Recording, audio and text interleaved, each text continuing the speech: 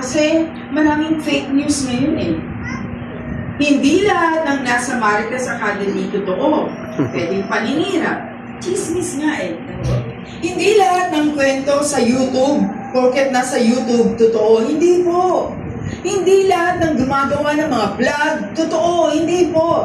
Hindi lahat ng nasa balitang totoo. Hindi po. No?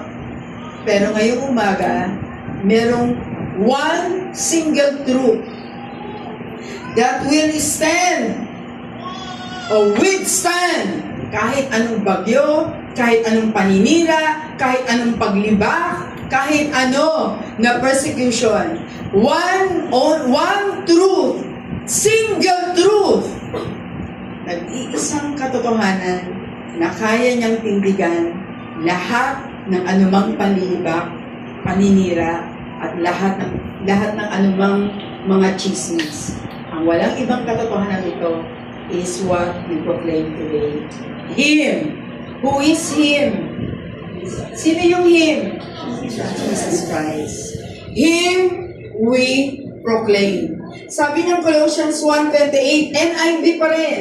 He is the one we proclaim. Walang ibang ikukwento. Walang ibang ipoproklama. Si Kristo lamang. Kaya ngayon po, Jael Malibay Marcaban, sa 32nd anniversary niyo, walang ibang bida rito. Si Kristo lamang. Amen? Sabihin mo sa iyong tabi, si Kristo ang bida ngayon. Si Kristo ang bida ngayon. Yes. Amen po. So we must boldly proclaim Him. Amen po? Now, bakit po? Tingnan niyo po. Sabi ng Romans 10:14, gusto ko po itong verse na ito.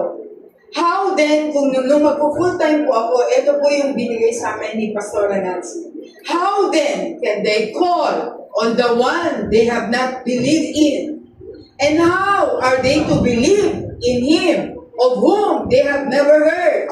And how are they to hear without preaching? Totoo naman po eh. Paano maniniwala ang tao? No? Paano maniniwala at tatawag